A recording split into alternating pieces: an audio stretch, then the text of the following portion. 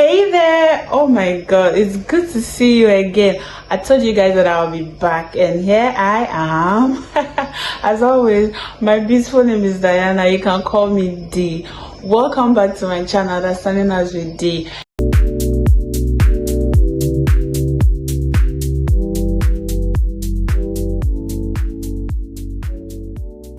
So like I promised you guys in my last video, I told you that I'll be back with more information on the relationship between the brain and the gut. I mean, how their interactions affect our day-to-day activities, how they affect our moods, how they contribute to stress, anxiety, depression, and all the things that happen in our body that we do not understand. So the brain, let's take it like this. The brain is actually the engine of the body. The brain runs all the affairs in the body. It sends signals to the other organs. It's like the manager, okay, the CEO of the body. So the brain interacts with organs day in and day out, but the organ that it interacts with most, the organ that it communicates most with, is the gut.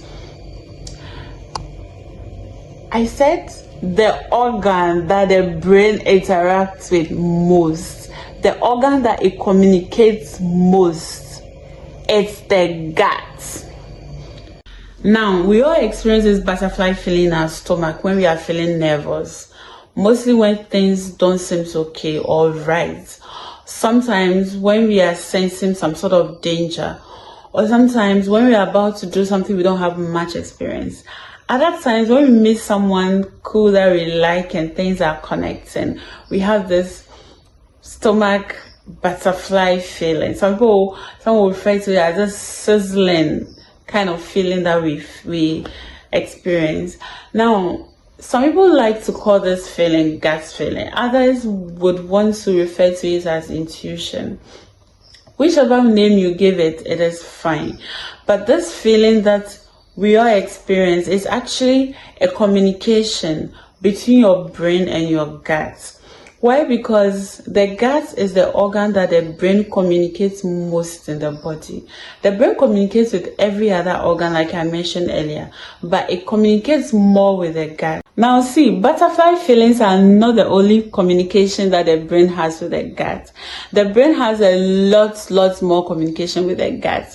See, on a typical day, if you could just pay attention to your brain talking to your gut, you could hear topics like digestion, you hear topics like cravings, your food preferences, your sensitiveness to food, your even stress, your mood. All this communication goes on between your brain and your gut. Now, because of the massive communication that exists between the brain and the gut, and because the gut is the brain in doing a lot of its major work in the body, the gut is referred to as the second brain. Yes, exactly. It's exactly as I said. The gut is also referred to as the second brain. Now, someone would ask, why? I mean, what's so special about the gut? And why would people refer to it as a second brain? Well, the first reason why the gut is referred to as a second brain is that the gut contains a lot of neurons. Now, what are neurons? Neurons are special cells that aid in communication between the brain and other organs. These organs include the gut, and there are lots and lots of these neurons found in the gut. Yes, that's what I said. There are lots and lots of them found in the gut. Now, these neurons do not communicate to the brain directly. They communicate to the brain through a nerve called vagus nerve. Now, let me break this down for you to understand. So let's say that the neurons are smartphones. What do we use smartphone for? Most of the time we use smartphone to call our friends, our family, and all the people that we use our phone to communicate with. So these neurons are the smartphones in the body. Now, if they want to communicate to the brain, there should be someone in the middle that will pick the call and then relay the information to the body. So this someone or this middleman is the vagus nerve. So the vagus nerve do not only relay information from the gut to the brain. It does so with other organs too, because it's like the one that the neurons has to pass their information through to the brain. So because the information passes through the vagus nerve to the brain, the vagus nerve actually does a lot more than just relaying information or taking information to the brain. It also makes sure that all the other organs or all organs in the body are doing well. If there is anything that calls for alarm, if there is any fault, if there is any kind of inflammation, if any organ needs anything, it makes sure that it reports back, it reports to the brain, and then the brain will make sure that it reach out to these organs and fix whatever problem that they are having or whatever need that they want. So what do I mean? If I say the vagus nerve, make sure that every other organ in the body is fine. I mean, all I'm trying to say is that, so the vagus nerve, make sure that the heart is pumping well, your breathing is steady, your kidneys are working well, your liver is okay. I mean, all the other organs you can think of. Digestion is going on well in the gut. There is no sort of any problem anywhere. It's a nice nerve, right? Doing all the checks and balances. I bet we would have to say thank you to this nerve, yeah. See, did you get out your tea?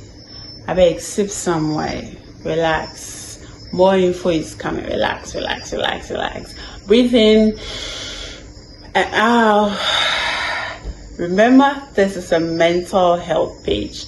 So while we are taking all this information, we have to be doing some tension release and anxiety release and all of that. You know, let's take it again. Breathe in, out. That's it. Good. Let's continue. Now, before I forget this important information, the vagus nerve also makes sure that all your hormones are working all right. Your body has the enough hormones that it needs to work. Everything is on point. What is the second reason why the gut is called the second brain? Now, this is another reason. Aside the neurons, or aside the vagus nerve, the gut also contains microorganisms. These microorganisms are made up of bacteria, virus, and fungi. Wait, they are not harmful. These are actually good microorganisms. They help in doing a lot inside your guts and your body as a whole. Now, just like any other machine that is working constantly and actively, they break down, okay? They may need repairs, mostly because they are not really getting the things that they have to get to keep running smoothly.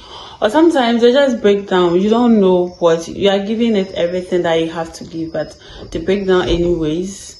And mostly when you are giving them the best, they hardly break down too. So that's exactly what happens to the body. Sometimes inflammation occurs in the body. You and I can agree that the inflammation actually occurs in the body sometimes. Sometimes we might, or maybe doing all the right things. We might be giving the body all the nutrients. You are doing all the workouts. You are doing every single thing on the list. But you still break down at one point in time in life. And some of this inflammation can occur in the gut. And when they occur in the gut, they do not just occur in the gut. They actually affect this neuron system. They actually affect the vagus nerve directly. And instead of the vagus nerve carrying the right information to the brain, now it starts carrying the wrong information, or it starts carrying inflamed cells or inflamed info from one organ to the other. So imagine that the vagus nerve is not able to give the brain the correct info. When the brain is coming to work, let's say there is an issue with the heart, or there is no issue with the heart. Now the vagus nerve carry this information to the brain that, hey, the heart is having crisis. Now the brain rushes to the heart aid to help to manage whatever crisis, and it's giving all the negative or whatever the pressure that it has to gives to the heart to get better. I mean, if you are healthy and someone is pressuring you, like giving you something that you do not need, the most likely that you break down is high. It's very high. Seriously high. So high. So what I'm saying is that when the neurons or the vagus nerve gets inflamed, or when there's some kind of inflammation there, it affects everything in your body. It affects your moods because it affects your hormones. And some of these hormones are responsible for how we feel. So if it's affecting it, do you expect to feel better? Now, if this nerve are carrying the wrong information, they are giving the brain all the pressure, do you expect to be calm? Obviously, you'll be stressed. Now, what about the bacteria or the fungi or the virus or the microorganisms? What happens to them too when there is some sort of inflammation? The same issue with them. The thing is that because there is a constant communication between your gut and your brain, and because of how the vagus nerve carry information, because like I said, most of the neurons in the body are found in the gut, so most of the information passes through there. So because of that, if the microorganisms in there are also not well, if things are not going on well with them, obviously you feel the pressure. So sometimes you see that you are always tired. Sometimes you see that you are stressed for no reason. Sometimes you see that there is a slight change in your appetite. You are sleeping up and down. You are irritated. You are anxious. You are, for no reason, you are just, and you are bloating left, right, that you have tummy issues. Meanwhile, for you, you think you are eating well, you think you are doing all the right things at one point in time, or there could be a problem with them, especially when you are not giving them what you have to give them.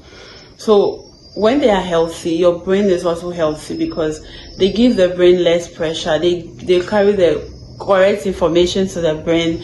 They make sure that everything is running smoothly. And this inflammations or these problems with your gut do not only end up with your moods or your digestion or problems with your digestive system. It actually extends to other organs too. So it moves from one organ to the other. Imagine that there is no proper, if the gut system, if it's not working, obviously, most things are not working either because no proper breakdown of food is done and there is no nutrients going from one organ to the other, and there is no, toxins are not probably discarded and all that. So please, it's not like I'm talking too much. All I'm telling you is that next that you feel very anxious, next when you feel very depressed, next when you're experiencing all the mood swings, next when you're all over the place, you're having all these tummy issues, and you're going to see a psychiatrist and they'll be giving you all the antipsychotics, nothing is working. You're practicing all the mindfulness, you are doing all the meditation, nothing is working. All I'm trying to say is that kindly check your gut.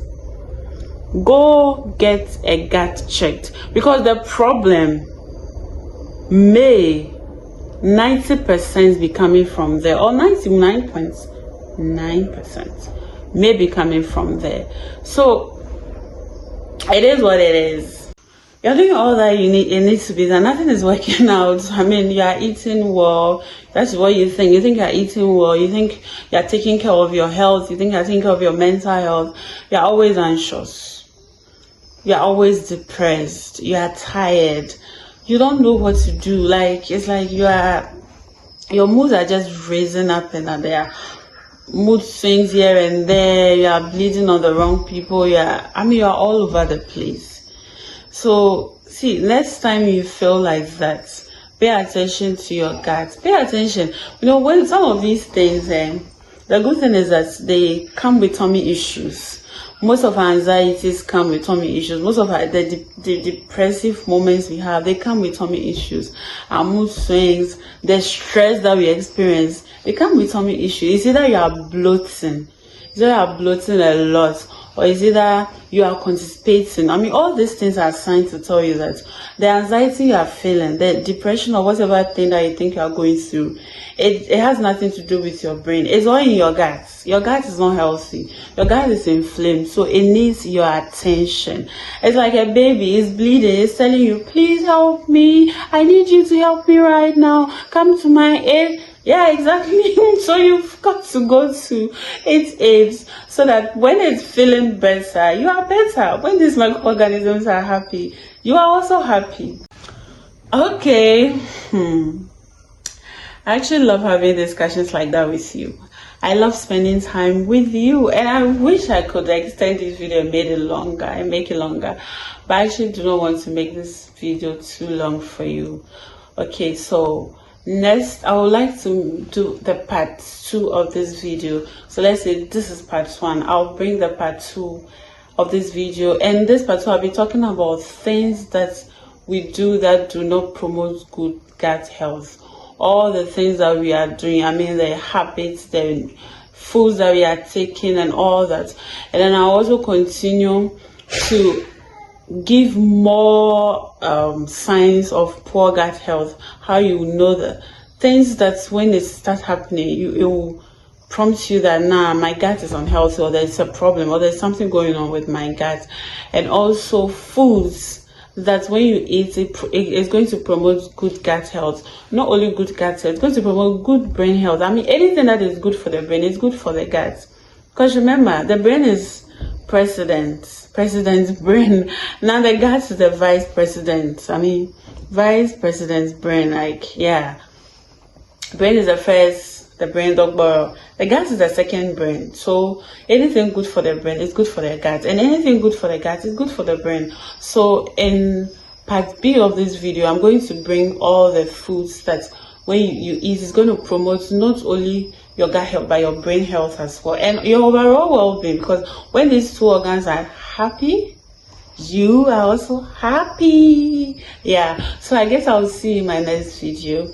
But before that, remember, before I leave you, remember to subscribe to this channel.